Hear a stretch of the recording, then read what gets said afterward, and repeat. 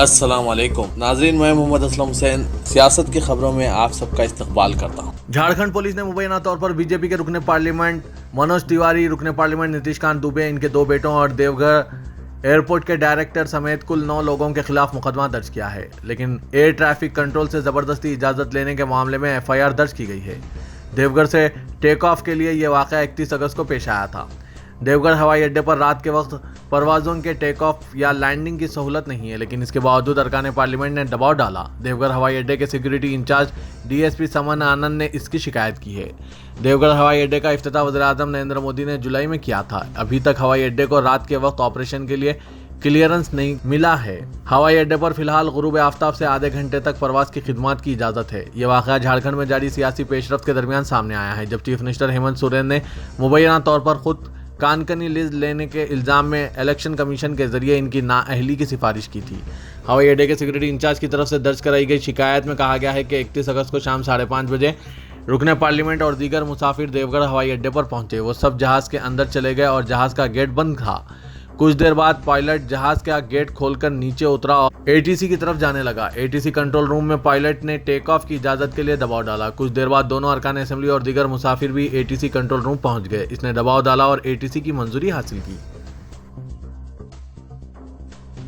छत्तीसगढ़ के वज़ीर आला भूपेश बाघेल ने कहा कि एनफोर्समेंट डायरेक्टरेट और इनकम टैक्स महकमे के छापे जल्द ही इनकी रियासत में नजर आएंगे, क्योंकि झारखंड के हुक्मरान मुत्तहिदा तरक्की पसंद इत्तेहाद यूपीए के अहम एमएलए रायपुर के करीब एक रिजॉर्ट में क़याम पजीर हैं।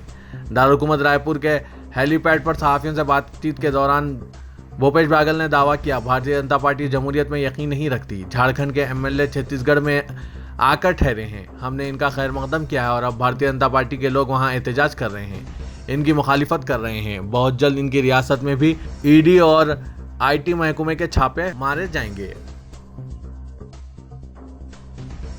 भारतीय जनता पार्टी के फायर ब्रांड लीडर मरकजी वजीर गिरिराज सिंह ने उत्तर प्रदेश की तरह बिहार में भी मदरसों और मस्जिदों का सर्वे कराने का मुतालबा किया है। उन्होंने कहा, हम नीतीश कुमार हुकूमत से बिहार के मदरसों और मसाजिद का सर्वे कराने का मुतालबा करते हैं, खासतौर पर मुस्लिम अक्सरियती सीमांचल इलाके में। हमारे पास इस बारे में डाटा होना चाहिए कि इन खित्तों में कौन मदरसे और मसाजिद चला रहे हैं और कौन इनमें रह रहे हैं। योगी आदित्यनाथ हुकूमत ने सुबह फैसला लिया है और वो उत्तर प्रदेश में मदरसों और मसाजिद का सर्वे कर रहे हैं। हमें बिहार में भी इस नुक्ते नज़र की ज़रूरत है कि कम से कम इन लोगों को चेक करें जो मदरसों और मसाजिद में पनाह ले रहे हैं। मरकजी वजीर गिरिराज सिंह ने यह कहा। उत्तर प्रदेश में गैर मंजूर शुदा मदरसों के सर्वे का हुक्म योगी हुकूमत ने सादिर कर दिया है और अब इस हुक्म के खिलाफ आवाज़ें उठनी शुरू हो गई है। एक तरफ जहां रुकने पार्लियामेंट असदुद्दीन अवैसी ने गैर मंजूर शुदा मदरसों के सर्वे को छोटा एनआरसी करार दिया है, वहीं तंजीम उलमा इस्लाम दरगाह आला हजरत बरेली शरीफ के कौमी जनरल सेक्रेटरी और मुस्लिम मजहबी पेशवा मौलाना शहाबुद्दीन रिजवी बरेलवी ने अपने एक बयान में कहा कि योगी हुकूमत 15,000 मदरसों को बंद करना चाहती है। एबीपी लाइव्स पर शाया एक रिपोर्ट में मौलाना शहाबुद्दीन रिजवी बरेलवी के हवाले से लिखा गया है कि उत्तर प्रदेश में तकरीबन 16,000 मदरसे हैं, जिनमें से सिर्फ 550 मदरसों को ग्रांट मिलता है, यानी हुकूमत इन मदरसों का खर्च उठाती है और यहाँ पढ़ाने वाले मौलवियों को तनख्वाह देती है। बाकी के तकरीबन 15,000 मदरसे मुसलमानों के ज़कात और चंदे से चलते हैं। मौलाना ने योगी हुकूमत की नीयत पर सवाल खड़ा करते हुए कहा कि हुकूमत के जरिए गैर मंजूर शुदा मदरसों का सर्वे कराए जाने का हुक्म फिक्र अंगेज है। अगर इन मदरसों को बंद करने की कोशिश हुई तो मुस्लिम बच्चों को तालीम मिलने में काफ़ी वक्त होगा। मुंबई मुल्क में आबादी कंट्रोल के लिए मफाद आमा की अर्जीदाश्त दाखिल किए जाने और आबादी कंट्रोल पर कानून साजी के मुतालबे पर महाराष्ट्र रुकन असेंबली अबू आसिम आज़मी ने कहा कि यह कानून साजी का मसला नहीं है, बल्कि ये तो जमहूरियत में अक्सरियत का मसला है। बीजेपी के पास दोनों ऐवानों में अक्सरियत है, वो जो चाहे कानून बना सकती है। अब तक बीजेपी ने सिर्फ हिंदुओं और मुसलमानों में नफरत पैदा करने की ही कोशिश की है। इस मुल्क पर मुसलमानों ने 1000 साल से ज़ायद हुक्मरानी की। अभी तो मुल्क में सिर्फ मुसलमानों की ही आबादी होनी चाहिए थी, लेकिन मुसलमानों की आबादी जितनी थी इतनी ही रही है, इसमें कोई फ़र्क नहीं हुआ है। उन्होंने कहा कि चीन ने आबादी कंट्रोल किया तो वहाँ अभी सबसे ज़्यादा बुजुर्गों की आबादी है। ये कुदरत के तवाज़ुन के ख़िलाफ़ था। चीन ने आबादी कंट्रोल किया, अब वहाँ 3 बच्चों की पैदाइश का कानून है। इसी तरह जापान में भी आबादी कंट्रोल नहीं की जाती, वहाँ तो आबादी बढ़ाने के लिए कहा गया है। अबू आसिम आज़मी ने कहा कि आबादी का ताल्लुक़ किसी मखसूस तबके से नहीं है, बल्कि बेरोज़गारी और गुर्बत से इसका ताल्लुक़ है। जो खुशहाल घराना है वहाँ सिर्फ 2 या 1 ही विलादतें होती है, जबकि झोपड़ी पट्टियों में ज़्यादा आबादी होती है। इनके पास रोजगार तक नहीं होता है, इसलिए सरकार को ऐसे लोगों के लिए रोजगार का इंतजाम करना चाहिए। इन्हें तालीम याफ्ता बनाने की कोशिश करनी चाहिए।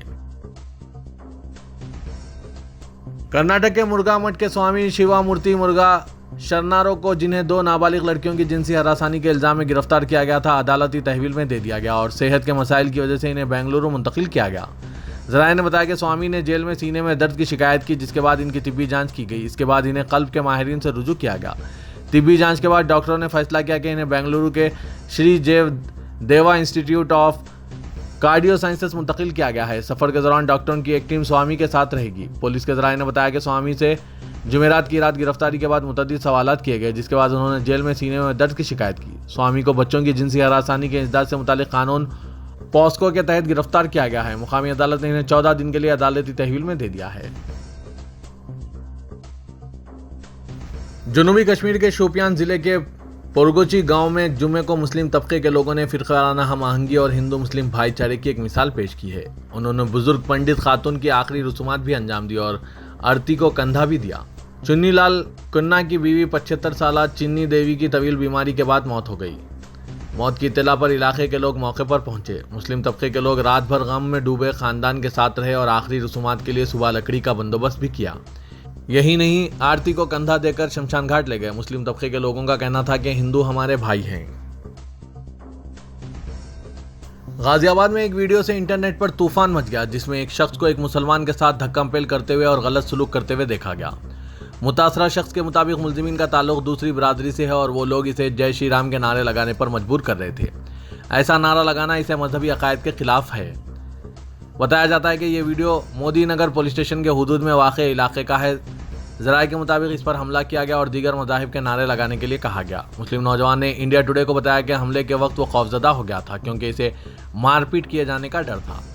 सदाकत नामी लड़के ने बताया कि वो असजद इलाके के एक मस्जिद का इमाम है। उन्होंने कहा कि जब मैं असर की नमाज के बाद तकरीबन 5:30 बजे शाम घर वापस हो रहा था तो मैं कैफ नामी लड़के के साथ चहलकदमी करता हुआ आ रहा था।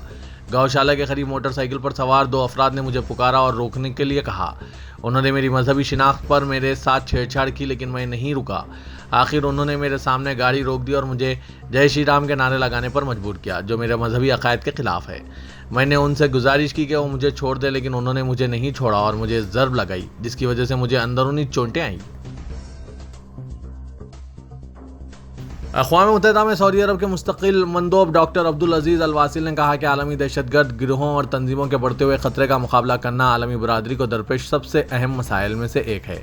सऊदी खबरसां इदारे SPA के मुताबिक डॉक्टर अब्दुल अजीज़ ने अक़वाम मुत्तहिदा की इक़्तिसादी और समाजी कौंसिल के इजलास से खिताब करते हुए आलमी बरादरी से मुतालबा किया कि वो हवसियों की खिलाफ वर्जियों को रोकने के लिए फौरी और फैसलाकुन कार्रवाई करें। उन्होंने अपने खिताब में मजीद कहा कि यमन में हवसी दहशतगर्द मलेशिया की जानिब से हथियारों के इस्तेमाल पर पाबंदी के खिलाफ वर्जियाँ करते हुए सऊदी अरब पर 900 से ज़ायद ड्रोन्स और 650 से ज़ायद बैलिस्टिक मिसाइलों से हमले किए।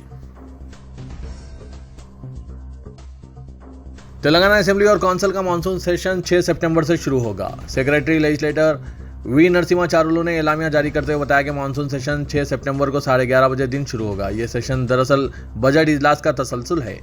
बजट इजलास 7 ता 15 मार्च मुनक्किद हुआ था और स्पीकर ने इजलास को गैर मुअय्यना मुद्दत के लिए मुलतवी किया था। बाद में बजट सेशन को गवर्नर से गैर मुअय्यना मुद्दत के लिए मुलतवी करने का एलामिया जारी नहीं किया गया, जिसके नतीजे में मानसून सेशन को बजट सेशन का तसलसल करार दिया जा रहा है। वाजरा के राजभवन व प्रगति भवन में कशीदगी के सबब हुकूमत ने असेंबली में गवर्नर के खुतबे से बचते हैं ये हिकमत अमली अख्तियार की। हर साल के पहले सेशन का आगाज़ गवर्नर के खुतबे से होता है, लेकिन हुकूमत ने बजट सेशन में भी गवर्नर के खुतबे की गुंजाइश नहीं रखी। इजलास के अल्तवा के बाद सेक्रेटरी लेजिस्लेचर से गवर्नर को इजलास के गैर मुअय्यना मुद्दत के लिए दरख्वास्त की जाती है। अगर इजलास एक मरतबा हो तो फिर हुकूमत को गवर्नर के खुतबे से आगाज़ करना पड़ेगा। लिहाजा बजट सेशन को प्रोरोग करने की फाइल गवर्नर को रवाना नहीं की गई। इस तरह मानसून सेशन भी गवर्नर के खुतबे के बगैर शुरू होगा। मानसून सेशन के अय्याम कार का तयीन पहले दिन मुशावरती कमेटी इजलास में किया जाएगा। चीफ मिनिस्टर के करीबी ज़राए के मुताबिक मानसून सेशन 1 हफ्ता तवील हो सकता है। सेशन में तेलंगाना से मरकज़ की नाइंसाफ़ियों पर मुबाहस का इम्कान है। चीफ मिनिस्टर KCR मुख्तलिफ शोबेजात में मरकज़ की नाइंसाफ़ियों को बेनकाब करेंगे, असेंबली से खिताब करेंगे। तौक़े है कि BJP से मुअत्तल रुकन असेंबली राजा सिंह के खिलाफ कार्रवाई का मसला भी ज़ेर बहस आएगा। मजलिस ने स्पीकर को याददाश्त हवाले करके राजा सिंह की रुकनियत बर्खास्त करने की अपील की है। देखना यह है कि हुकूमत राजा सिंह के खिलाफ कार्रवाई में क्या मौक़िफ़ इख्तियार करेगी। बीजेपी के मुअत्तल रुकन assembly Malone T Raja Singh को चेल्लापल्ली जेल में दूसरे बैरिक में मुंतकिल किया गया। पीडी एक्ट के बाद राजा सिंह को चेल्लापल्ली जेल के मानसा बैरिक में रखा गया था, लेकिन सिक्योरिटी जायजे के बाद उसे शरदा बैरिक मुंतकिल किया गया है।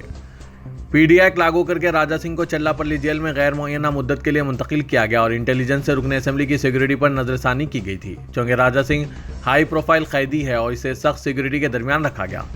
इसी जेल में दाइश के मुबैना हामी भी मौजूद है जिन्हें एनआईए ने गिरफ्तार किया था। चेल्लापल्ली जेल में शरदा बैरिक में उन कैदियों को रखा जाता है जिनको सिक्योरिटी का खतरा होता है और कैदी को तन्हा रखा जाता है। जराये ने बताया कि जेल हुक्काम वक्फे वक्फे से राजा सिंह की सिक्योरिटी का जायजा ले रही है और हुक्काम की हिदायत पर ही इसे दूसरे बैरिक में मुंतकिल करने का फैसला किया गया।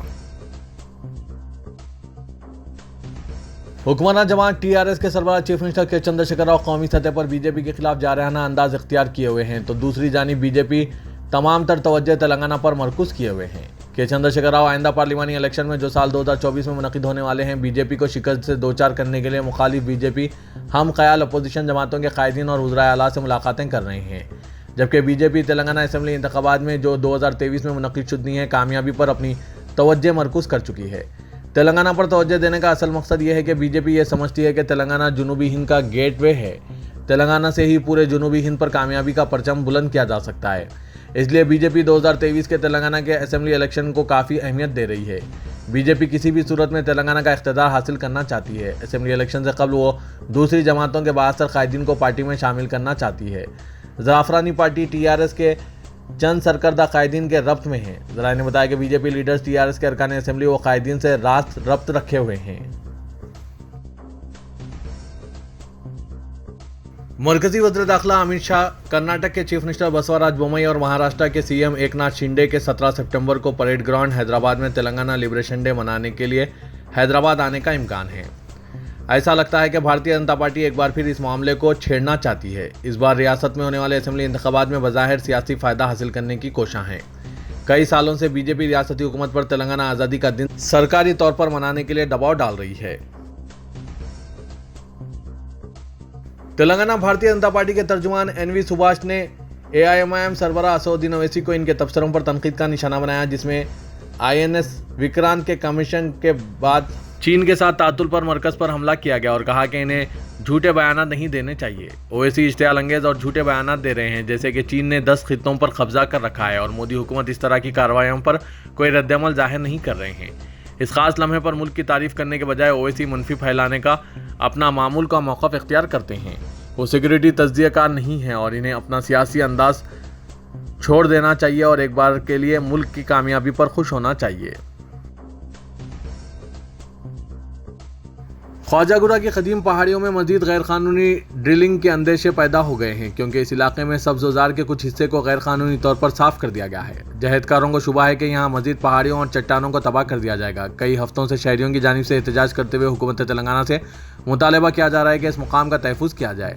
जहदकारों की जानिब से हैदराबाद म्यूनसिपल डेवलपमेंट अथॉरिटी से भी नुमाइंदगी की जा रही है कि ख्वाजागुड़े की चट्टानों की हिसारबंदी की जाए। HMDA की जिम्मेदारी है कि इस मुकाम का तहफ़्फ़ुज़ करे। इसने सर्वे के लिए टेंडर्स भी तलब किए थे, ताहम अभी तक सर्वे शुरू नहीं हो सका। क़ब्ल HMDA के अहदेदारों ने यह भी कहा था कि ख्वाजागुड़े की चट्टानों का सर्वे शुरू हो चुका है ताकि हदबंदी की जा सके। ताहम हकीकत यह है कि काम अभी शुरू नहीं हुआ है। जब रब्ता किया गया तो HMDA के अहदेदारों ने कहा कि इस मसले पर जिम्मेदारी GHMC को दी गई है। अहदेदारों का कहना है कि इस पर GHMC हुक्काम से इस्तफ़सार किया जाएगा। मौजूदा सूरत हाल में जहदकारों को तशवीश है कि ख्वाजागुड़े की चट्टानों में तबाही का एक और सिलसिला शुरू कर दिया जाएगा।